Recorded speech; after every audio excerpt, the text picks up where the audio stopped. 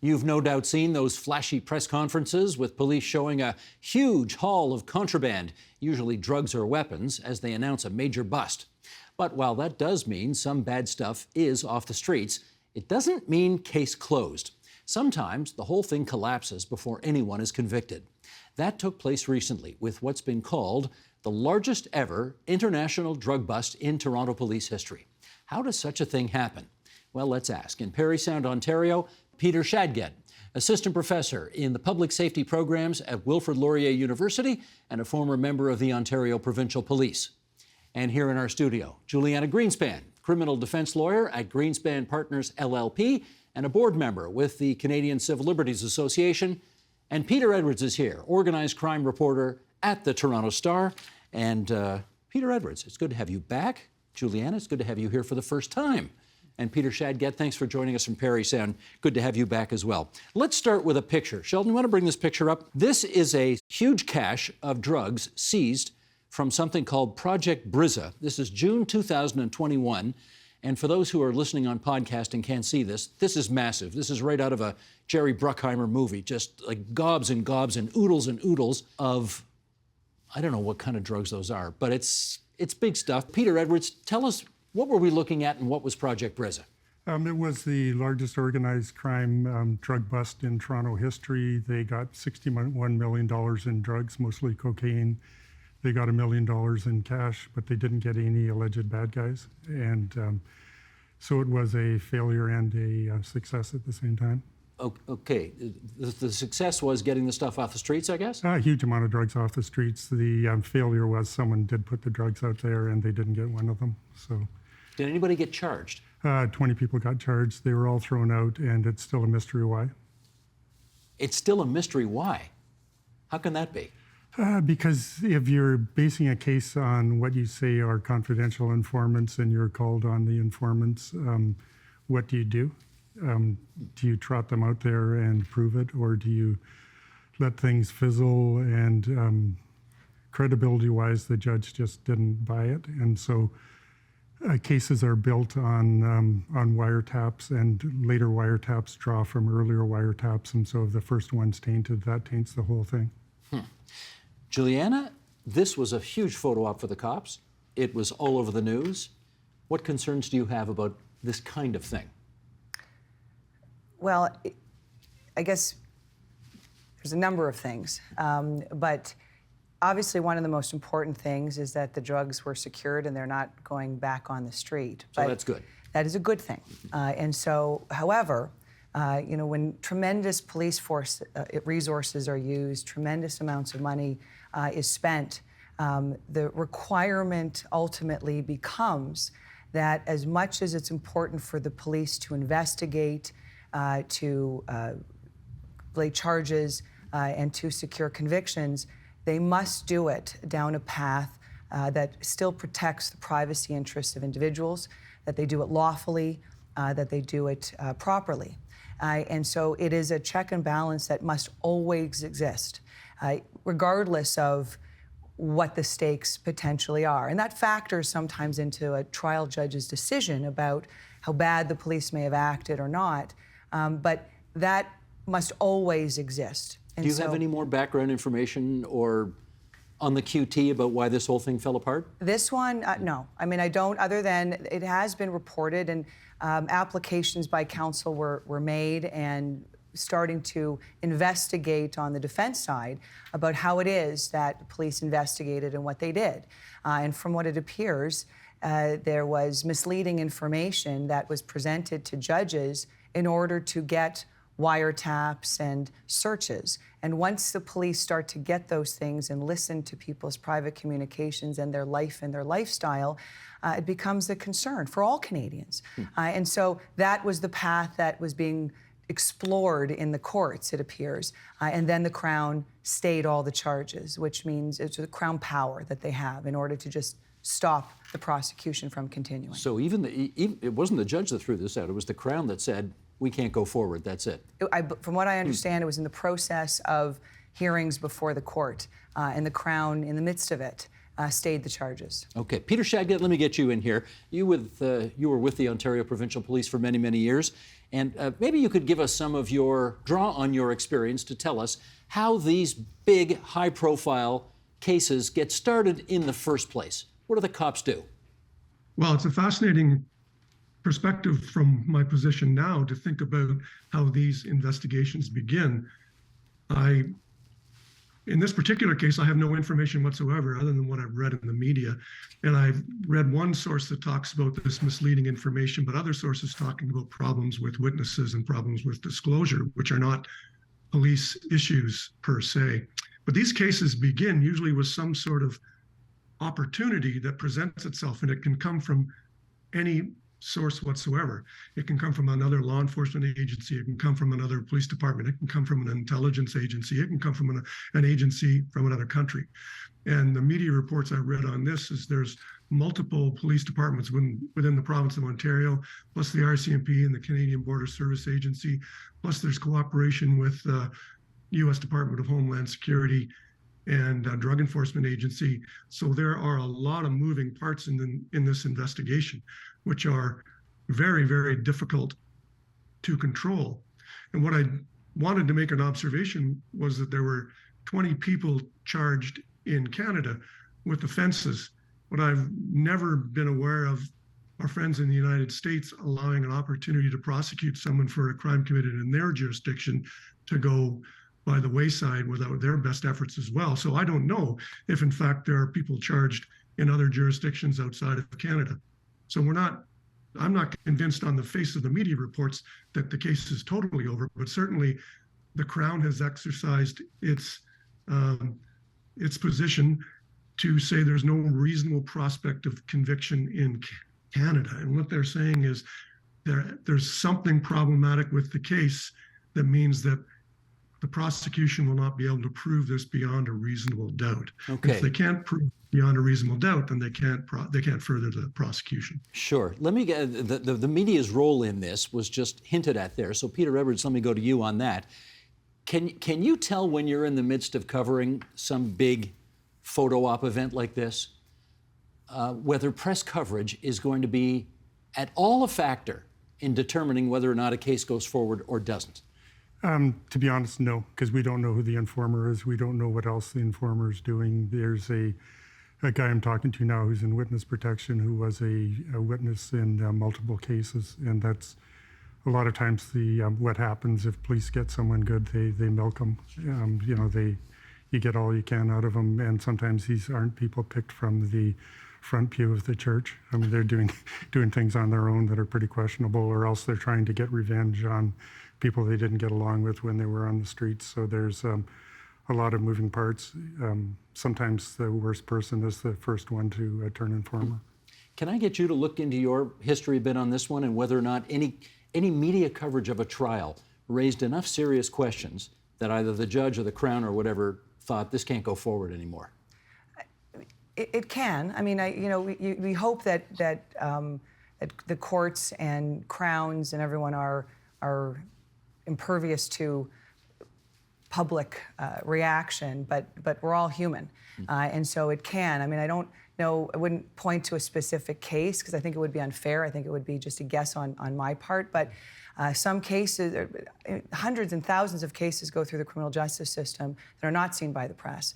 And so it would be an interesting test to see whether or not a case that got resolved in a particular way, if the press got hands of it, whether it would have been a different outcome at the end of the day. But I think that it can be impactful ultimately, and that's probably why there is an uproar, because this is identified as the largest drug bust in the history of Canada, and now all of a sudden it seemingly has fallen apart. And so what happened? And so there is a wanting to know what are the police doing and why has it happened? And just a point of clarification, because I think it is an important legal point on the difference between two powers that the Crown has.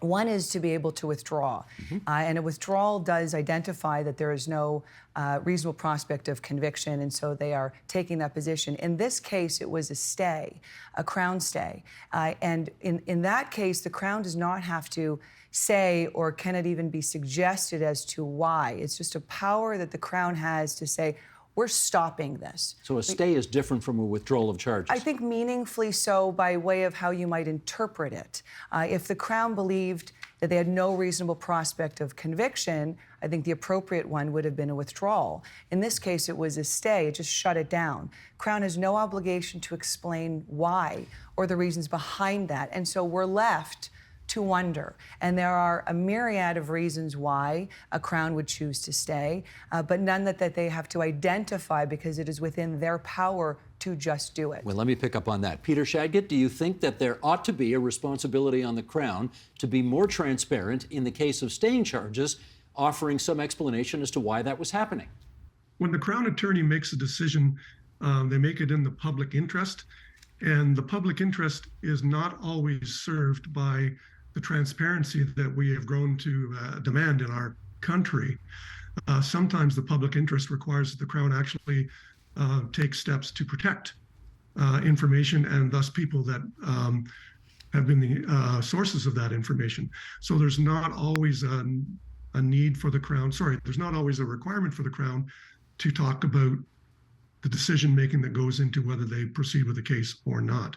In fact, there is no obligation for the Crown to disclose that information at all.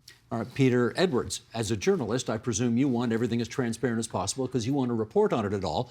But do you think there is an argument to be made in this case that it might be in the public interest not to reveal why charges were stayed? To be honest, as a journalist, I want it both ways. I want them to be transparent, and I want to protect my own sources. And so, I mean, I've talked about this guy I'm talking to, but I'm not saying who he is. I'm not saying what he did. And so, in the grown-up world, we don't get things neat and tidy. And sometimes we have to take things on character, and we have to take things on past performance. There's some journalists I take a lot more seriously than other journalists. And so I wish it was neat and tidy, but it isn't.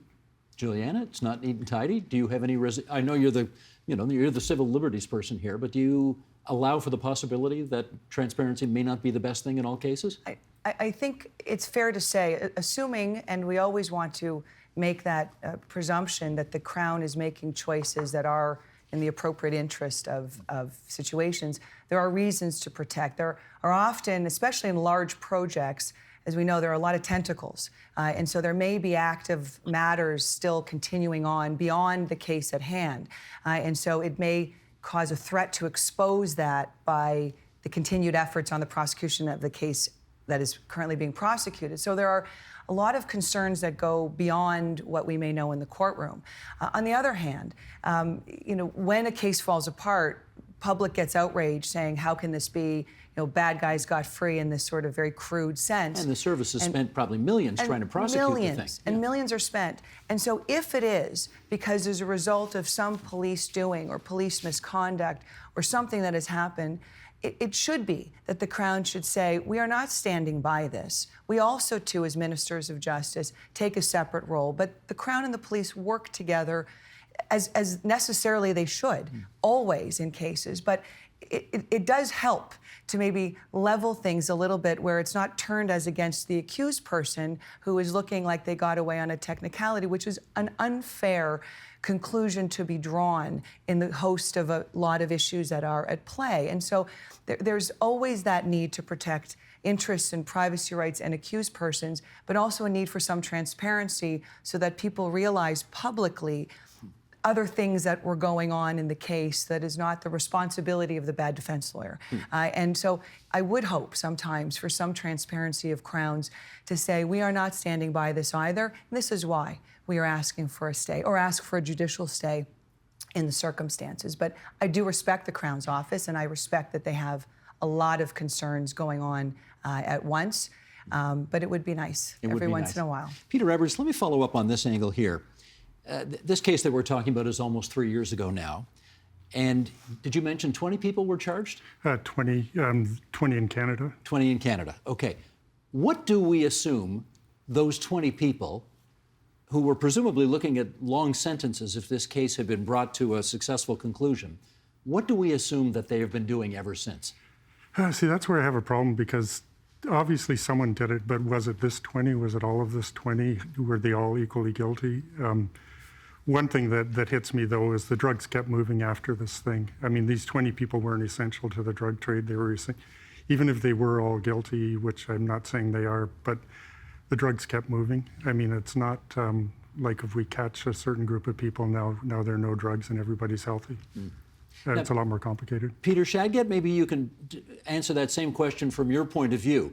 When the charges are stayed and these 20 people are suddenly, quote unquote, off the hook, do the police continue to track them? Or what do the police do vis-a-vis them at that stage? Well, if I'd have been the officer in charge of this particular investigation, I would have been disappointed with the decision to stay. I would have probably been present in a meeting where that decision had been discussed and the decision conferred to the police. It would probably have been a difficult meeting. And walking out of that meeting, I would have said to my people, we're in the business of harm reduction. Just like any other public safety agency in the country, in the purest sense, we're in the business of harm reduction. So you did your best in order to get those drugs off the street. If it was a problem with our investigative team, then I would turn it over to some program evaluation people to evaluate the steps that were taken and any mistakes that were made. But if it was not a mistake on the part of the police, I would have told my people, that case is over. It's time to keep investigating other cases. And, if these people get off, as you said, scot-free, well, good for them. Their defense attorneys perhaps did a really good job for them, and it is their job. And if that's not how it happened, and if it was a case of misconduct, I would be reporting that to the professional standards organization within my organization and have it investigated and have organizational discipline put in place. So I would suggest, if people are really curious about it, organizations like Toronto Police, they're highly professional, and their professional standards publicizes any incidents of disreputable conduct or discreditable conduct or misconduct whatsoever. They publish the results of that. So if an officer has been alleged here, lied to a judge, that will not be taken lightly by the Toronto Police Service, and that officer will be disciplined internally. But of course, that officer's privacy interests will be respected as well, up until the point of whether or not there is a conviction for a misconduct offense. Sure. I guess we should say for the record, really we did invite this, Peter. Yeah, Sorry? if you want to follow it, Peter, I would follow the professional standards postings that Toronto Police Service puts up in the next couple of years, because if there's a problem, you'll find out where it happened. We should say for the record, we did ask the Toronto Police to provide somebody to discuss this case. They said they were unable to. The Public Prosecution Service of Canada, we also asked them for somebody. They said they couldn't make anyone available either. That's why they are not represented here today.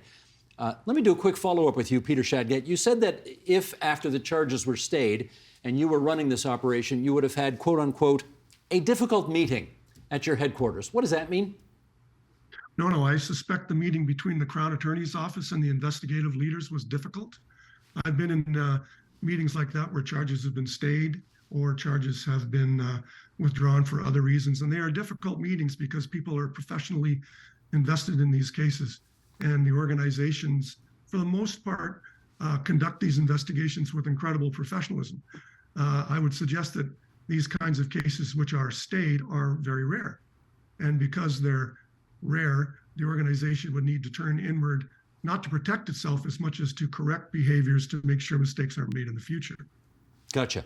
Which takes me to Juliana, because one of the reasons that the charges were apparently stayed, we have no confirmation of that, is that police were alleged to have misled the judge in order to obtain a wiretap warrant. I'm sure a lot of people watching this or listening to this right now watch way too much Law and Order, and they think this kind of thing happens all the time. Does it? The applications for wiretaps happen all the time. The misleading doesn't happen all the time, or we hope it doesn't happen all the time, but it happens. And there are various forms of misleading. I mean, there are, in our country, our laws permit sort of good faith misleading, if I were to put it that way, saying the efforts were made to do so, but turns out that the information was inaccurate. And then there's a range that can get to then purposeful, intentional misleading. And that does happen. And sometimes it's a matter of making all efforts to be able to try to get those wiretaps and try to get those intrusions of privacy going because the police just know they're going to come up with some information. But that's the point of the checks and balances, and which is why a police officer has an obligation, duty-bound, to provide full, fair, and frank disclosure to an issuing justice. Do the ends ever justify the means in lying to a judge to get a wiretap that might take some very bad people off the streets? In order for our society to function properly, the ends can never justify the means. And at the end of the day, in this case, enormous amount of drugs were seized and are off the streets, which is a positive, obviously, for the police. That continues. But the ends can never justify the means from an intrusion of privacy standpoint of Canadian citizens, because then we become lawless. The police have tremendous powers through warrants, through other means. The criminal code gives them a tremendous amount of breadth of powers. They can listen to phone calls, they can tap cars, they can actually now intercept internet browsing information of individuals. I mean, they can infiltrate and insinuate themselves into lives in extraordinary ways. And so if there is no check and balance on the other end, then we do not have a protection of individual rights at all. And that's the tug of war that continues and will be continuing. And the public, naturally forgets that when they see a lot of drugs and they see charges withdrawn. But it is that tug of war, that necessary one, what keeps society going. And invariably, sometimes charges are stayed or withdrawn. But the process continues, and as long as everyone follows their roles to the best of their abilities, then prosecutions will still happen and successful ones will still happen. Peter Shadgett, I'm interested in your view on that. Do you think police ever think to themselves, I know what I'm about to do isn't kosher, but these people are so bad that I'm willing to lie to a judge to get a warrant in order to get them off the street? Well, there are documented cases all through the world where the police refer to as noble cause corruption, where you think that you can engage in unlawful activity in order to catch the bad guy. And that's one of the first ethical violations that police officers are trained not to do. And the people engaged in drafting of affidavits for wiretaps are especially engaged not to do that. They're required to be full, frank, and fair. So I absolutely agree with what Juliana has mentioned in her comments. And I would suggest that the criminal process itself, by definition, is adversarial. And a good defense attorney needs to look at the potential for misconduct on the part of the police in terms of investigation. And they're going to look for it right out of the gate. And so they should. And if they find incidents of it, it's their duty to protect their client in order to bring that forward. I don't know of any police organization that would disagree with that role of the defense attorney. I do find it interesting, though, that we're focusing on the potential for misconduct because two lawyers have been quoted in the media, one by the CBC and another by Peter Edwards' organization. And it's Peter's organization that talks about the flagrant and unacceptable misconduct. But the other lawyer reported in the CBC talks about witness issues, disclosure issues, and delays in progress and of the proceedings. These are very different reasons why the courts would come up with remedies for a prosecution, including staying the proceedings. So we just don't know the reasons why the Crown Attorney has decided to do this. I would suggest that the Toronto Police Service and the Crown's office, it's not that they're not willing to participate in a show like this today, it's that they cannot. Out of their duty-bound respect for the Crown Attorney's office, they cannot speak about this issue because the Crown has decided to stay, and it's the Crown's privilege to do so. Peter Edwards, do you think the public is less safe because this case that we've been talking about of nearly 3 years ago collapsed? No, and I don't want to sound too old and cynical, but drugs are on the street before this case. Drugs are on the street during this case. Drugs will be on the street tomorrow. A lot of it comes down to why do people feel the need to use drugs. I think it's a lot deeper than which bad guy is putting things out there. We don't use drugs because we chose not to use drugs. And I think when I talk to, like this guy in witness protection now, there are deep, sad reasons why he used drugs that involve his mother being beaten, that involve a lot of other things. And until those things are addressed. I mean, we can all go get drunk within an hour. We won't. Why do people make those sad decisions? We have to look a little deeper sometimes. Sure. We can't keep looking for a bad guy to blame. Tell me this as well. We saw that picture right off the top with just bag after bag after bag after bag showed publicly on a table of all of that. I guess what you said was cocaine. What happens to all that stuff? Oh, that gets destroyed, but the competition gets to jack up their prices a bit for a little while. Like it doesn't, people are still buying it, and when the cocaine's taken off the street, it gets goosed up with fentanyl. So, I mean, it keeps on going. There isn't the safe day where everybody has, milk and cookies and turns away from drugs until you address the root causes. Juliana, do defense attorneys, when they just gather amongst themselves and they see a huge high-profile case like this blow up in the face of police, is there a little schadenfreude at work there at all? No, there isn't, because it makes our job complicated when we have to dig and potentially uncover and discover things that and I agree with Peter that we don't know on this matter. And so what I've been saying today, I think what we've all been saying, is more generalities about the process. But when defense lawyers have to dig and find out information that may have otherwise been obscured, it's not a happy day for the defense, because defense lawyers respect the Crown, respect the police. We all have to respect each other, and we do as the process goes on. But it's sad when it may be uncovered or discovered in the event of a situation of police misconduct or misleading, that's where we have to go to and have to get to at the end of the day. In the meantime, from the criminal lawyer's hat, our client has been charged, has been presented through the internet and on the news as being this very bad person. A lot of damage has been happened to that client of ours, and so you can't get that back, and you never do. So it's not a happy day, I think, across the board. And then the public is outcrying, saying, look at all of this and what now happened. And it often falls on the feet of the defense and the accused person who takes the heat for a collapsed case, which is unfair at the end of the day. So I don't think so. I think we go on to the next case, we do the best we can, and we all hope that we work together in our collective roles, but it's not a happy day. Obviously, I don't expect you to name names here, but I assume you have done cases like this where you will have to walk a prospective defendant through all of what is about to unfold before them. Yes. Can you take us through that? How do you do that? Well, it's a step-by-step process. Usually there's the first shock of the charge itself, and then the process that Peter mentioned of disclosure and information gathering and questioning. And defense counsel, and everyone they're questioners. Police question in a certain way, the Crown questions, and then the defense comes in and then questions in a totality of everything. But it's a lot at once. And what I usually say to clients is one step at a time, because you don't really know what you're going to find until you find it. I have to ask you this as well. If you had been, lots of conditional around this, if you had been the lawyer for one of the 20 who was involved in this case from more than 3 years ago, or almost 3 years ago, after the charges were stayed, do you, for example, take the client aside and say, look, you dodged a bullet here, clean up your act going forward? Is that something a defense lawyer would say to his or her client? With a lot of hypotheticals in place, because I don't know the varying alleged roles of the people who were charged.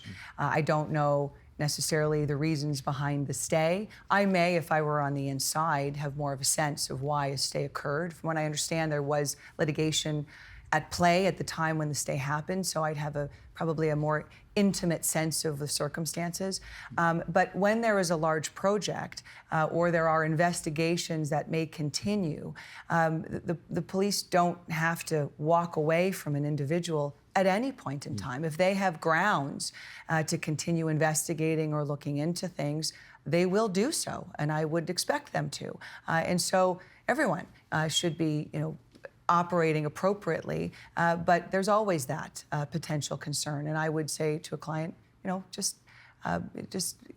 this ended, it's over, but nothing is potentially ever over, and the police are doing their job out there. Well, let me go to Peter Shadget on that. Do you think the police, and you'll forgive the expression here, do you think they get a little gun shy after going through the orgy of publicity around this case originally, watching it fall apart in front of their eyes? Do they get gun shy about going after these big cases going forward?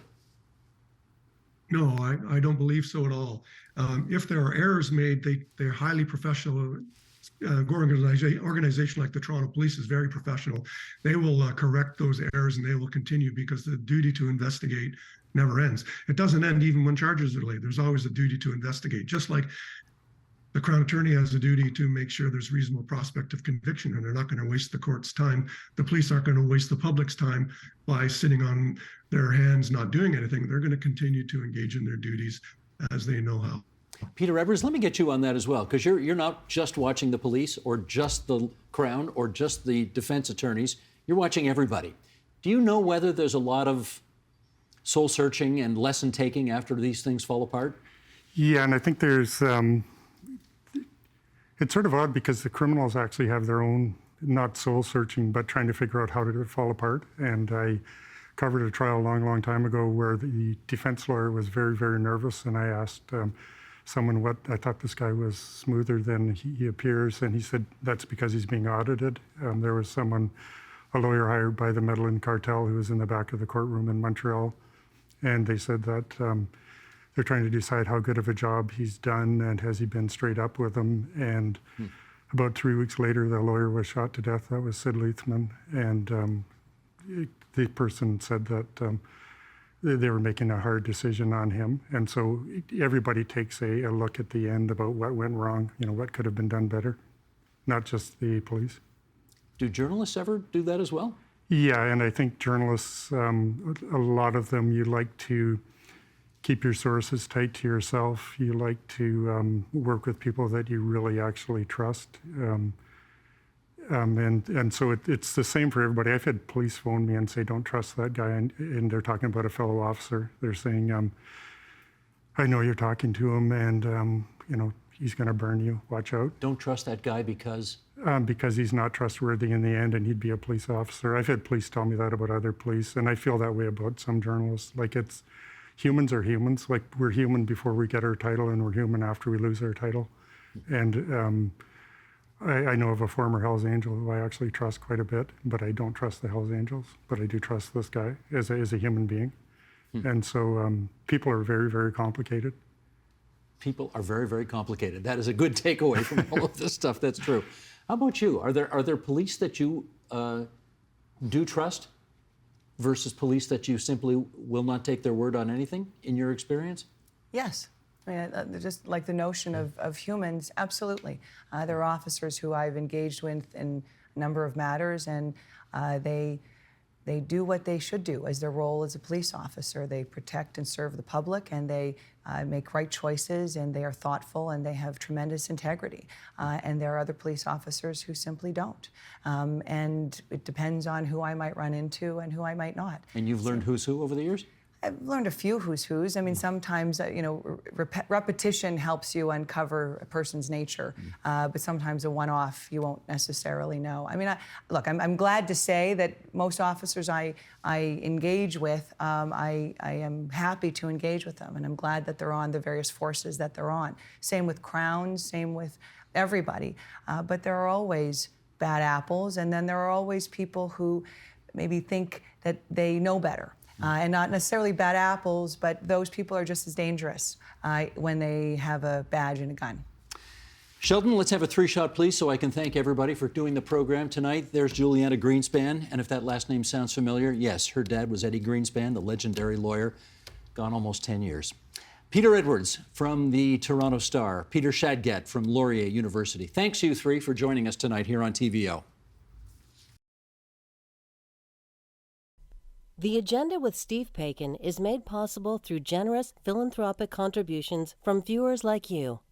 Thank you for supporting TVO's journalism.